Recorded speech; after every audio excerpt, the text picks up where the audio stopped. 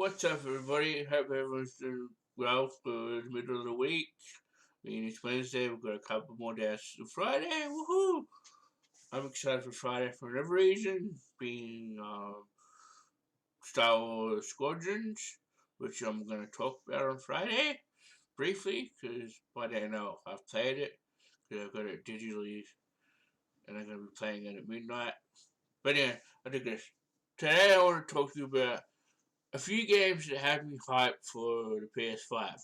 One of those games, as you can tell by the image above, is Ratchet and Clank Rift Apart. And that's because ever since I was a kid, I've loved the Ratchet and Clank franchise. I've played every single Ratchet and Clank game. Except for one, which is on the PSP, because I never owned a PSP. But I hear that game's pretty meh, so kind of glad I avoided it. But aside from that, every Ratchet and Clank game I've played. I mean, they're all amazing in their own way. They've all got their own gimmick to them. Each game, like, not only do massive arsenal guns, which, yes, those guns are pretty wicked, not gonna lie. And, like, the characters, the story, the wackiness of all the games. Each game is just. They find a way to bring something new to the franchise. Like, the last one before the movie tie-in game, which for a movie tie-in game was fucking amazing. Like, yeah, it was just a repeat of the original game back on PS2, but they did some stuff that game which, holy shit, that was amazing. But anyway, the game before that, they brought in, like, time travel elements, and the way they implemented it into the gameplay was really cool. And, like, if we haven't played it or seen it, I suggest go watch a YouTube video. Like, the game's called Ratchet and Clank Cracking Time. Go check it out. And even check out the movie tie-in game. That was amazing. I fucking loved that. I went through that a couple of times, I'll be honest. But anyway, watching the gameplay for Ratchet and Clank Rift Apart, it truly showed off what the PS5 is capable of. Like, the story is that dimensions are breaking and you can hop between dimensions without a load screen. So just jump between one dimension to another like that, and it's fucking amazing. And it's just wow. Like watching it, I was mind blowing. I'm like, Sony, how did you do this? I mean, it was the first game. I was like, yeah, I'm sticking with the PS5. Like, Sony knows how to like let their development teams just make the games they want. No pushing, no like crunching. Just let them do what they want. And this is the result. And I have no doubt that it's just going to be just as good as every other Ratchet and Clank game out there. And I can't fucking wait. I don't know when it's supposed to be launched. It's supposed to be around the launch window, holiday 2020, but they haven't given us a date. I really hope it's like a couple weeks after launch, because I've got a couple of games coming out at launch that I want to get through first, because I want to actually sit down and play this properly, which one of the games we'll talk about in a sec. But yeah, this game, I can't wait. It's one of the big reasons why I'm sticking with PS5. That's why I got the damn thing at launch. Like, I pre-ordered it at 8 o'clock in the morning when the damn orders went live. So yeah, Ratchet and Clank. Another game that, one of the games that I'm looking forward to. The next game on the list that I want to talk to is Spider-Man Miles Morales. It's in their first showcase was the first actual PS5 game that they showed off at thing. I mean, the first game that actually showed up was GTA 5 coming to PS5, which, yeah, I mean, I've played enough GTA 5 to where I can live without it on another console, but anyway, I digress. When they showed this off, I was, because it was like 5 o'clock in the morning, I was trying so hard not to fucking scream. Because I love the 2018 Spider Man game. Like, I've been for a new game plus, I've been for all the DLC, and that game took some turns. Like, without spoilers, there's a scene in the game where I just sat back and cried. But anyway, so this is like a sequel, follow up, kind of like not technically a sequel, but like a follow up to the 2018 game.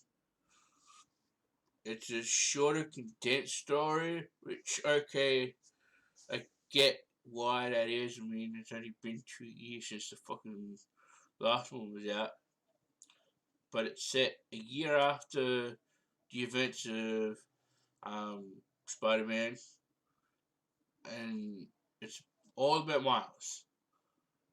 If you don't know who Miles is, I suggest you go do some research because he's a great character. And like watching the gameplay and watching like his moveset and his powers, because he has a few powers that Peter Parker Spider Man doesn't have, like electricity and stealth, and a couple other things I can't exactly remember. I know there's a few powers, I just can't remember more off the top of my head. But the way they implement those powers into the gameplay of the original Spider Man is just whoa. Give me this game. This game does come out the same day as the PS5. I will be downloading it as soon as I get my PS5. It's the first game I'm going to be playing. I can't fucking wait. So yeah, Spider-Man Miles Morales. I also suggest if you haven't played it, play the 2018 Spider-Man game because that game's absolutely amazing. Yeah, just go out and try it. So the last game I want to talk to you about as to why I can't wait for the PS5 is this little game right here, Horizon Forbidden West. Sequel to Horizon Zero Dawn, which back when it came out was my game of the year.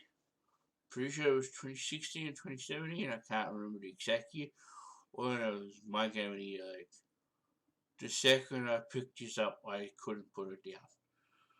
It's like, I'm not one to like go stealth hunting and stuff like that. I'm more of a shoot first, ask questions later kind of guy when it comes to those type of games. But there was something about this game where I didn't want to take that approach. I wanted to actually stealth and hunt properly, like the game suggests you to, and it was really rewarding and it was amazing. Like, plus the story of finding out what happened to humanity, why all these robotic beasts were wandering around, and why fucking humanity is now like hunting to survive and trying to avoid all these beasts and all that. Just unraveling that story is and seeing how things played out is amazing, and honestly I could see it happening in real life too. It's like just the way certain things play out and how like humanity became too reliant on machines and pretty much fucking poisoned the world, blah blah blah. I'm sorry, minor spoilers, but if you haven't played this game, I'm sorry, but that's kind of your fault, not mine. Again, little spoilers there. I'm sorry, I apologize. Just when I get to talking about the game, I just can't stop. But yeah, the story, the open world, and just exploring everything. It all had me gobsmacked. Just like climbing, seeing the what happened, cities and all that kind of stuff. It's just wow. And now that I say they're making a sequel where you head to San Francisco and all that, and now that the game has swimming elements and underwater elements, and it just gives you more to explore and more to uncover and more wonder to the world. And by the looks of the trailers, the Forbidden West is forbidden for a reason because it looks like it's more post-apocalypse than we were in the first game. If that makes sense, it's kind of hard to explain without a trailer. But yeah, it's supposed to come out early 2021. I can't wait for it. No doubt it's going to be my game of 2021 so far. If it's as good as the first, it's going to be my game of 2021. Game of the year 2021. Calling it now. I mean, I know we're still in 2020, but yeah, this game's going to be amazing. Well, anyway, guys, thanks for listening to Free the Games that I'm looking forward to on PS5. I was going to make this a top 5 list, but I thought, nah, it might take too long to like make and edit and all that. So I thought I'd just keep it to top 3. I might talk about some more either during the week or closer to launch. But for now, peace out. I'll talk to you again tomorrow.